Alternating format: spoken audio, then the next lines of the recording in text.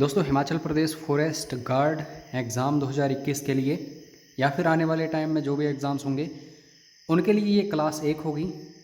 तो आने वाले टाइम में आपको काफ़ी सारी क्लासेस इस चैनल पर देखने को मिलेंगी फॉरेस्ट गार्ड से रिलेटेड। बस चैनल आपको सब्सक्राइब करना है और टेलीग्राम चैनल के साथ जुड़े रहना। वहाँ पे आपको स्टडी मटेरियल वगैरह मिलता रहेगा। 95 HP स्टडीज़ हमारा टेलीग्राम चैनल है। डिस्क्रिप्शन बॉक्स में या फर्स्ट कमेंट में आपको लिंक मिल जाएगा। दोस्तों सबसे पहले हम ये देख लेते हैं कि कैसे क्वेश्चंस पूछे जाते हैं इस एग्ज़ाम में। हम सबसे पहले इन क्वेश्चंस को कवर कर लेंगे अच्छे से, फिर बाद में आपको मटेरियल वगैरह प्रोवाइड कर दिया जाएगा और आप वहाँ से पढ़ सकते हैं। ये वो क्वेश्चंस होंगे जो बार बार एग्ज़ाम्स में पूछे जाते हैं, पिछले 5 या 10 सालों से लगातार पूछे ही जा रहे हैं। सबसे पहले मैं यहाँ पे फॉरेस्ट्री यानी कि वानिकी से ही शुरुआत करना चाहूँगा, क्योंकि यहाँ पे जिस स्टूडेंट ने सबसे अच्छा फोकस कर लिया उसकी फॉरेस्ट गार्ड की जॉब जो है पक्की होती है। तो ज़्यादा टाइम वेस्ट नहीं करूँगा, बस सपोर्ट बनाए रखना। जहाँ से जहाँ व्यूज़ आएंगे, लाइक्स आएंगे तो इन क्लासेस को कंटिन्यू रखूँगा, अदरवाइज़ मुझे रोकनी पड़ेंगी ये क्लासेस। हर एक क्वेश्चन को खुद अटैम्प्ट करना वीडियो को पॉज करके। पहला क्वेश्चन, भारतीय वन नीति के अनुसार देश के कितने प्रतिशत क्षेत्र पर वनों का विस्तार होना चाहिए? जो भारतीय वन नीति है, इंडियन फॉरेस्ट पॉलिसी, उसके अकॉर्डिंग ये आंकड़ा होना चाहिए 35% का। तो यहाँ पे ए ऑप्शन जो है सही होगा। अगर आप पुरानी फॉरेस्ट पॉलिसी की बात करते हो, लेकिन जो लेटेस्ट है उसके अकॉर्डिंग 33% फॉरेस्ट होने चाहिए हमारे देश में, यानी कि इंडिया में। तो इस ऑप्शंस को देख के इस क्वेश्चन के अकॉर्डिंग सी ऑप्शन बिल्कुल सही होगा।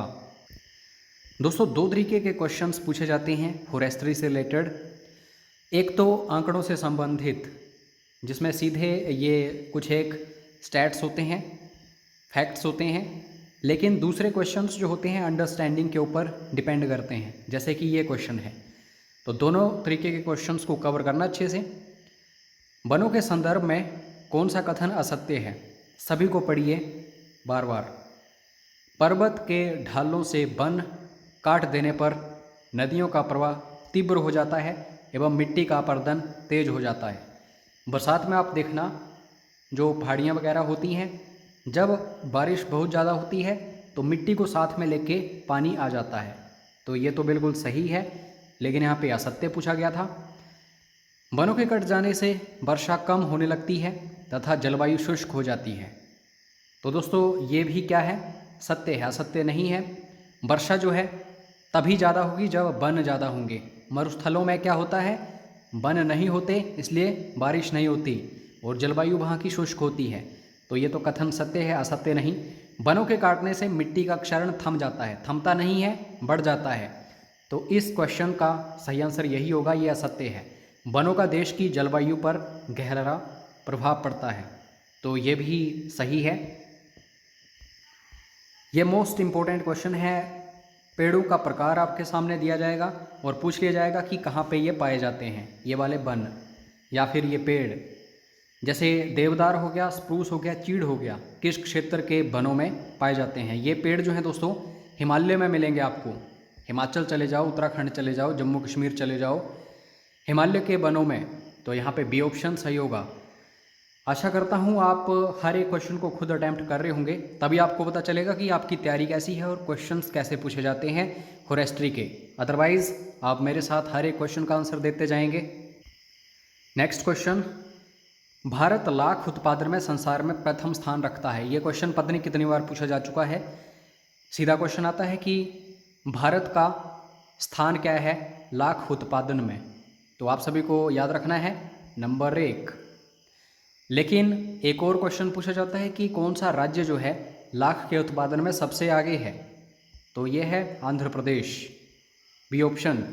किसी भी क्वेश्चन में डाउट लगे, कोई क्वेश्चन समझ ना आए या फिर आपको लगे कि मैंने गलत डिस्कस किया है, तो कमेंट बॉक्स में ज़रूर बताइए। आप सभी का फीडबैक जो है मेरे लिए बहुत ही ज़्यादा इम्पोर्टेंट होता है।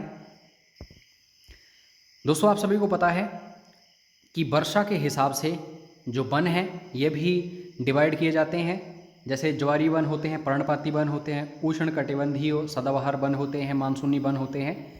जब बारिश जो है 250 सेंटीमीटर के आसपास हो तो यहाँ पे जो होते हैं वन वगैरह प्रदेशों में, ये कौन से वन होते हैं, इनको किस श्रेणी में रखा जाता है? तो 250 सेंटीमीटर बारिश जो है बहुत ज़्यादा है तो इनको उष्णकटिबंधीय सदाबहार वन बोलते हैं। जैसे कि आप वेस्टर्न घाट में जाओ या फिर अंडमान निकोबार साइड जाओ तो उष्णकटिबंधीय सदाबहार वन मिलते हैं, ये सदा हरे भरे रहते हैं। तो बी ऑप्शन इसका सही होगा। ऑप्शंस को बाकियों को भी देखो, अगर आप अच्छे से तैयारी कर रहे हो, इन चीज़ों के बारे में अच्छे से रिसर्च करोगे तो आपको काफ़ी जानकारी मिलेगी।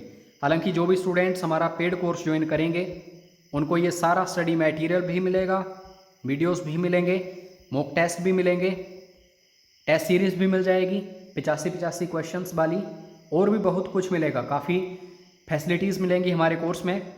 2 तरीके के कोर्स हैं, एक स्टडी मटेरियल वाला कोर्स है और एक वीडियोस कोर्स है। दोस्तों पूरी जानकारी आप व्हाट्सएप पर ले लेना कि कितनी फीस है, कितनी वैलिडिटी रहेगी और क्या क्या मिलेगा। ये क्वेश्चन जो है दोस्तों ये फॉरेस्ट्री से रिलेटेड भी है और साइंस से रिलेटेड भी है, तो इसका मतलब ये समझ लो कि ये बहुत ही ज़्यादा इंपॉर्टेंट क्वेश्चन है फॉरेस्ट गार्ड के लिए। मलेरिया की दवा कुनैन किस वृक्ष से बनाई जाती है? तो मलेरिया की दवाई जो है कुनैन है, ये याद रखना। क्वेश्चन ये आता है कि कुनैन जो है ये दवाई किस बीमारी की है? तो मलेरिया। और वृक्ष जो है जिससे बनाई जाती है वो होता है सिनकोना, तो इसका ए ऑप्शन बिल्कुल सही है। बाकी जो चीड़ का वृक्ष होता है उसके बारे में आपको पता होगा क्या इससे निकलता है, बिरोजा वगैरह। अब दोस्तों ये जो क्वेश्चन है इससे रिलेटेड 2 या 3 क्वेश्चंस बनते हैं। भारतीय वन संसाधनों के आंकलन एवं विकास के लिए भारतीय वन सर्वेक्षण की स्थापना की गई है। जो इंडियन फॉरेस्ट सर्वे है ये आपको देहरादून में देखने को मिलता है। देहरादून जो है कैपिटल है किसकी? उत्तराखंड की। उत्तरांचल भी कहीं कहीं लिखा होता है, लेकिन हिमालयन फॉरेस्ट रिसर्च इंस्टीट्यूट कहाँ पे है? पंथाघाटी शिमला में। तो ये 2 क्वेश्चंस आपको बड़े ध्यान से देखने हैं, बहुत ही ज़्यादा इंपॉर्टेंट हैं। नेक्स्ट क्वेश्चन है, कौन सी वनस्पति समुद्र तल से 3750 मीटर ऊंचे क्षेत्रों में मिलती है? 3750 मीटर समुद्री तल से ऊंचाई जो है लगभग हिमाचल के आसपास की ही ऊंचाई है। आपको बड़ी आसानी से पता चल जाएगा कि यहाँ पे किस तरीके के वन मिलते हैं, कैसी वनस्पति होती है। तो ये होती है पर्वतीय वनस्पति, जैसे कि चीड़ का वृक्ष हो गया, देवदार का वृक्ष हो गया वगैरह वगैरह। और बाकी जो ये हैं मानसूनी वनस्पति, मरुस्थलीय वनस्पति, ये तो राजस्थान वगैरह साइड होती है। पतझड़ या संकुल वनस्पति ये भी आपको पता होगा, जो मध्य भारत है उसके आसपास मिलती है। मानसूनी वनस्पति जो है ये सिर्फ मानसून के समय में ही मिलती है, जैसे कि नॉर्थ ईस्ट इंडिया वगैरह जो है। तो यहाँ पे पर्वतीय वनस्पति बिल्कुल सही आंसर होगा इसका। सिल्वर फर हो गया, बर्च हो गया, जूनिफर हो गया, ये पेड़ हैं कुछ एक, किस तरीके के वनों में पाए जाते हैं? इसका आंसर आपको पता होना चाहिए। पर्णपाती वो होते हैं जो अपने पत्ते वगैरह गिराते हैं, जैसे कि साल का वृक्ष हो गया। अल्पाइन वो होते हैं जो जहाँ पे बर्फ़ ज़्यादा पड़ती है, जैसे कि हमारे हिमाचल में ही बात करें जो लाहौल स्पीति है, किन्नौर है, या फिर पांगी वगैरह चंबा का। और बाकी सदा पर्णी जो हैं जो हमेशा रहते हैं, और जवारी जो नॉर्मल होते हैं।